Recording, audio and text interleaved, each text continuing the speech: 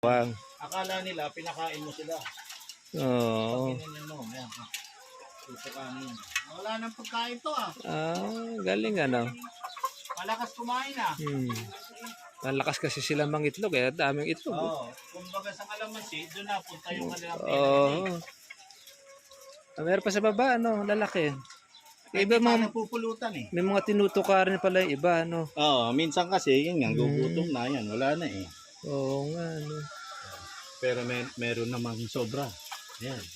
Oo. Ay, sa taas. Hindi, sobra pang feeds. Sobrang Oo, feeds. hindi pa, Hindi kumbaga na may malakas. Hindi sila nauubos. Oo, may mahinang kumain. Galing ah. Galing yung ganitong style. Oh. Hindi na nga naman sila maglalagay ng tubig. Automatic na pala. Kasi ito yung sinasabi ko sa inyo oras eh. Ito yung orasan. Kagaling nga. Pag ano yan, mamamatay din ng puso.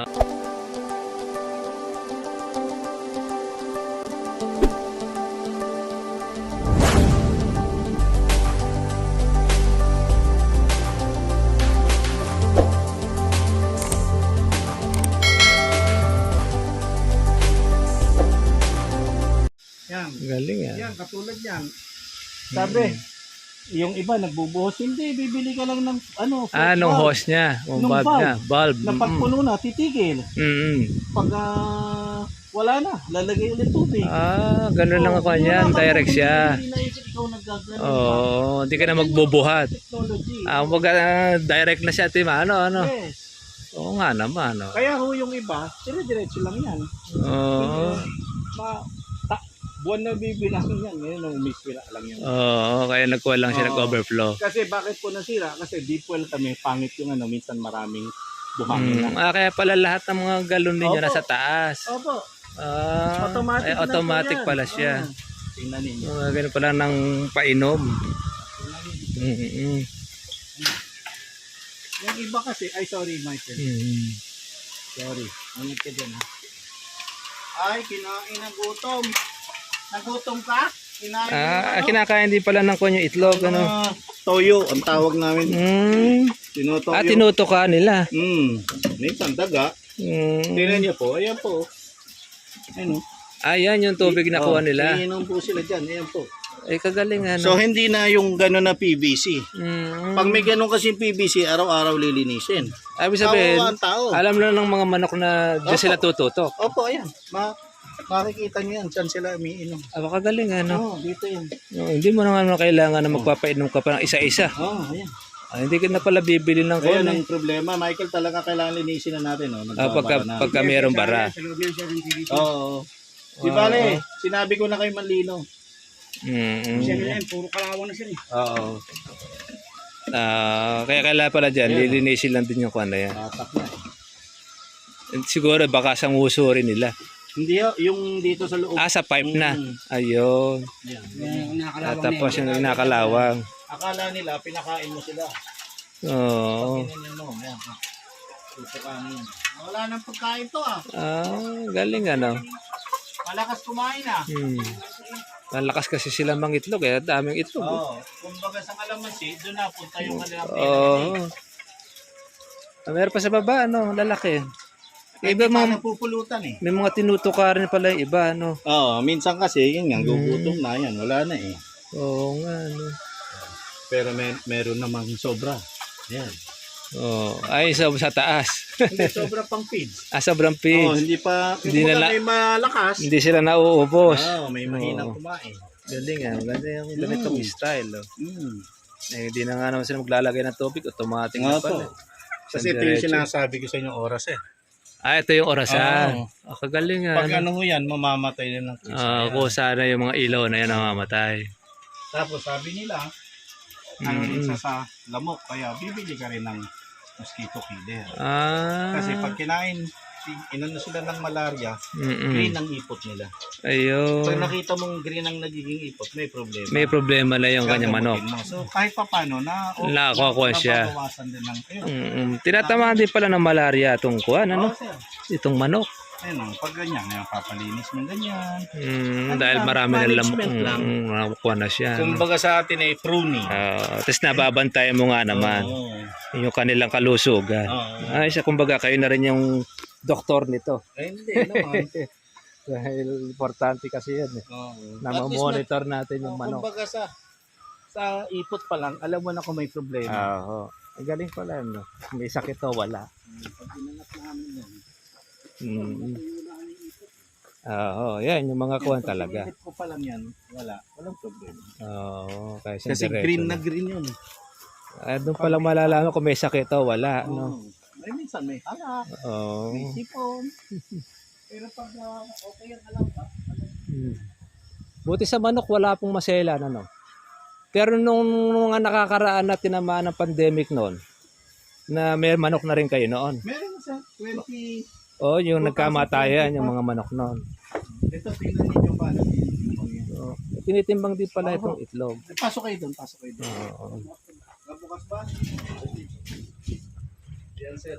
Oo, dami pala, no? Yan, galing pa lang. Tsaka kalalaki. Si Michael, suki na ng Lazada, kakabili na sa lamin. Oo. Asa sa lamin mo? Isa-isa tinitimbang. Oo, sir.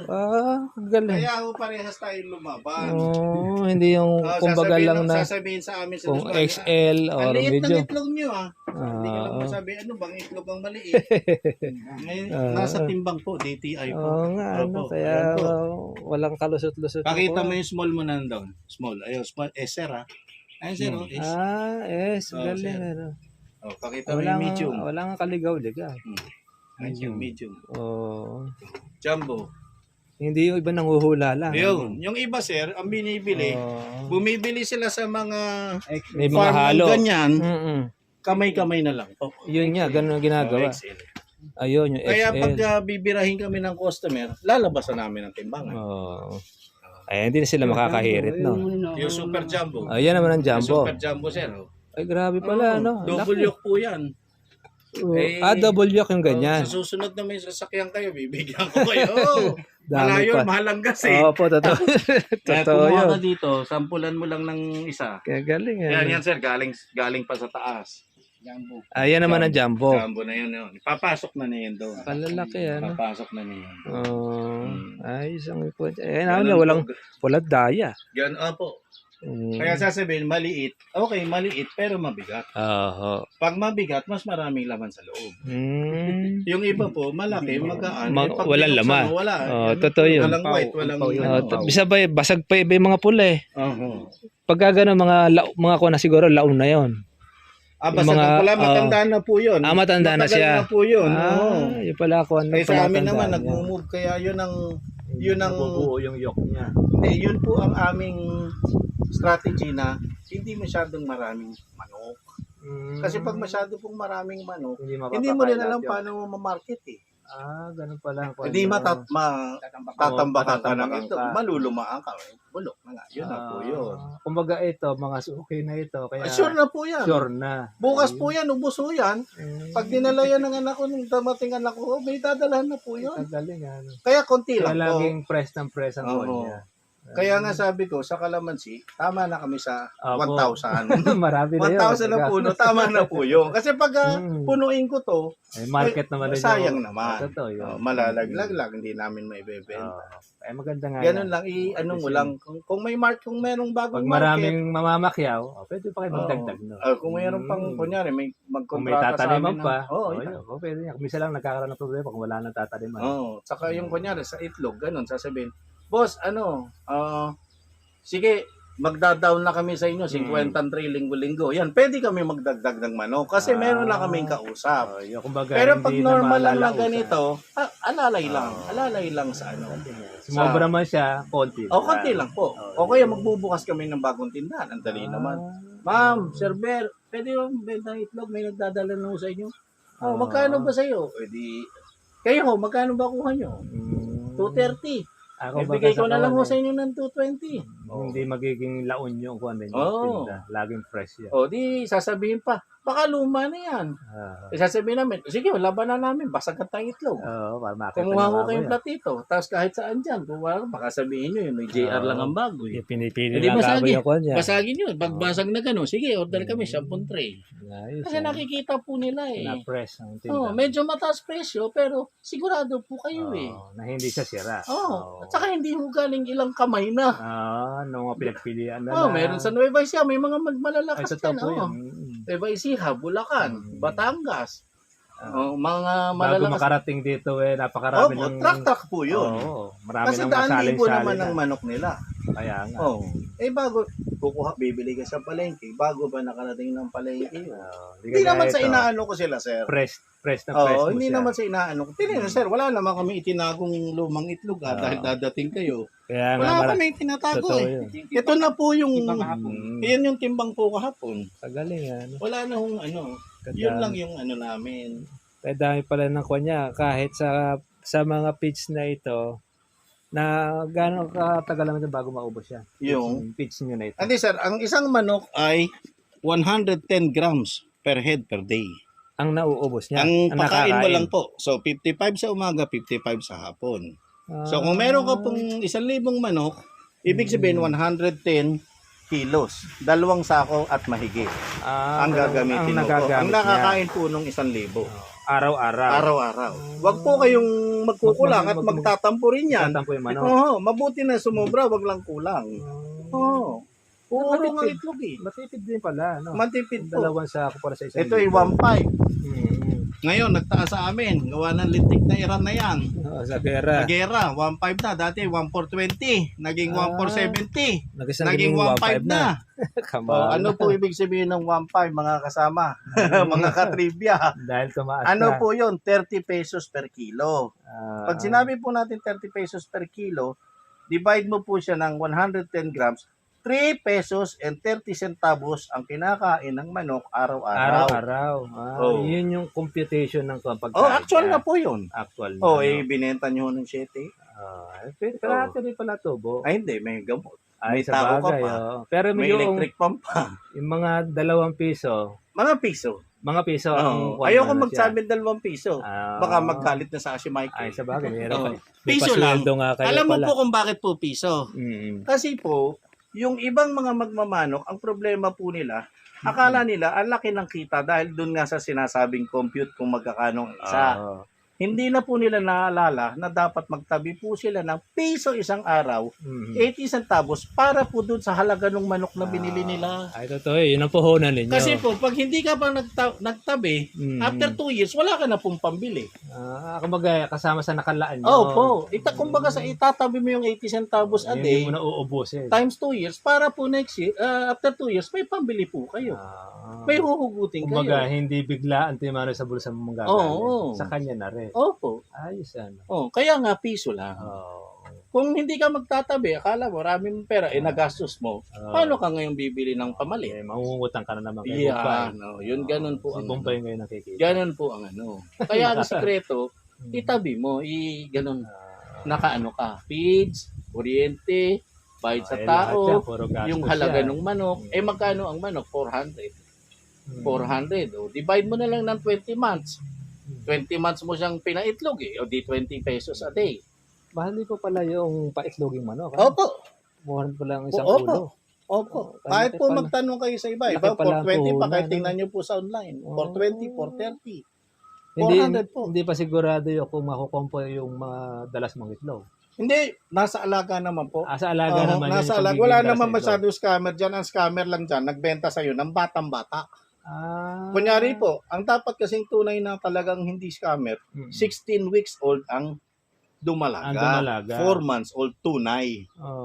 Yung iba po, dahil hindi naman marunong katulad ako, biktima rin ako, parehos po ng itsura, 12 weeks pa lang. 12 weeks pa lang yung buwan, yung manok. Di ibig sabihin isang buwan nyo pang pakakainin. Plus another 4 weeks pa. Kumbaga nadali ka.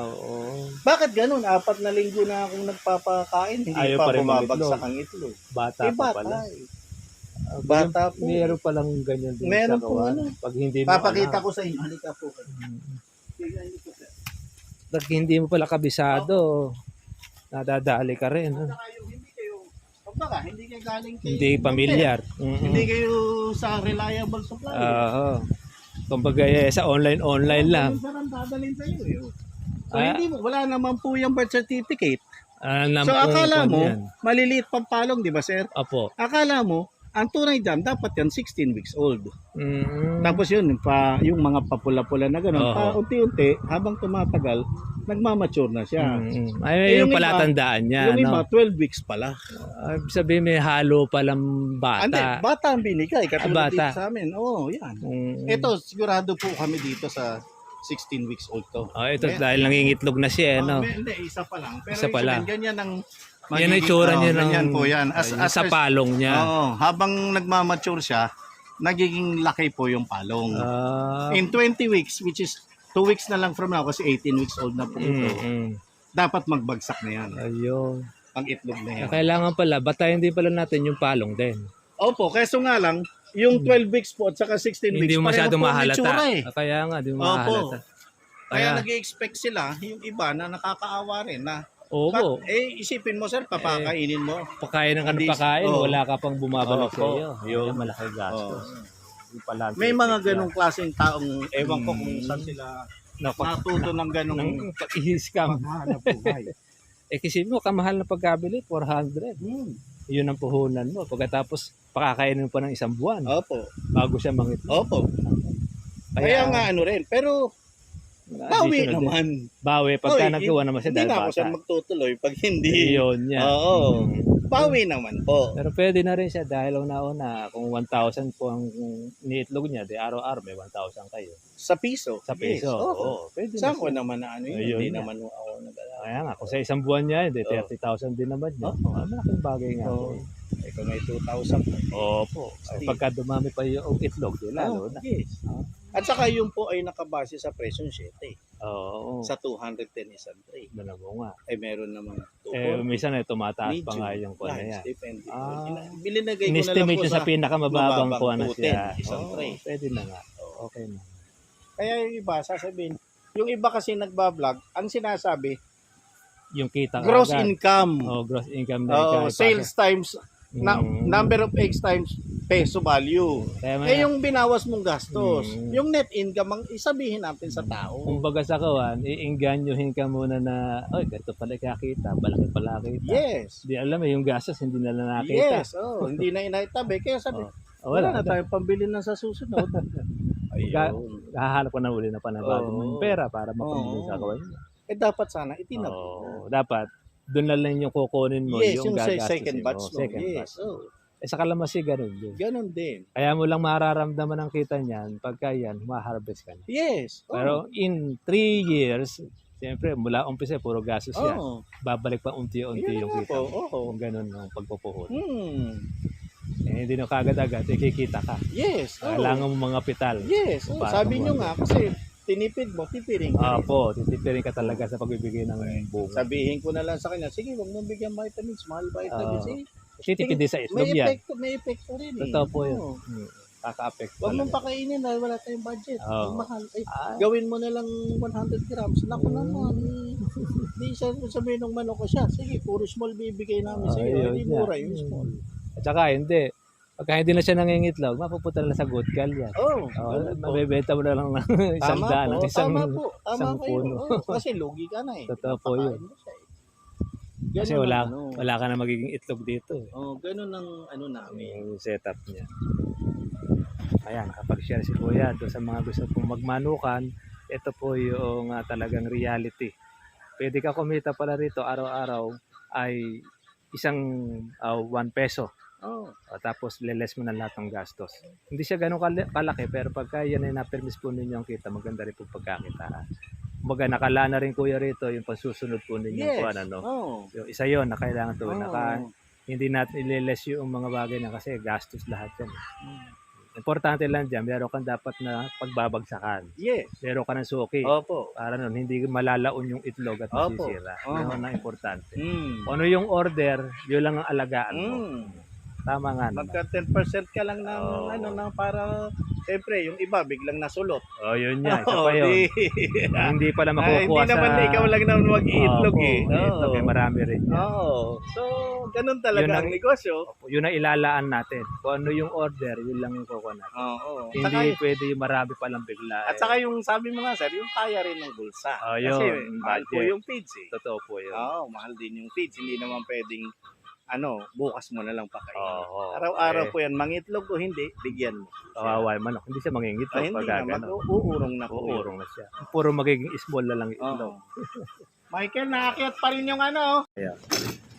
Sige po mga ka-farmers, maraming salamat po kay Kuya para dito po sa ating farm at kasama po natin sa monitor yung kanyang pong bagong kalamansi farm. Thank you. Ayun. Shoutout po natin yung pong mga taga Laguna dito po sa Victoria, Laguna. Ngayon lang po tayo nakarating dito. Kaya ito, isa po mga ating kalamansi farmers kung saan ay maganda rin ng kanya pong negosyo, yung kanyang pagmamanukan. Okay po mga ka-farmers, sige po, kita-kita po tayo bukas para sa susunod po nating vlog. Marami rin po tayo natutunan po sa kanya ukol po sa pagmamanok. At lalo na po ito, kapupulutan ng ating mga kababayan para kung sakali man na mamili kayo sa farming, pwede rin kayo magmanukan. God bless po sa inyo lahat mga katriba. Bye-bye.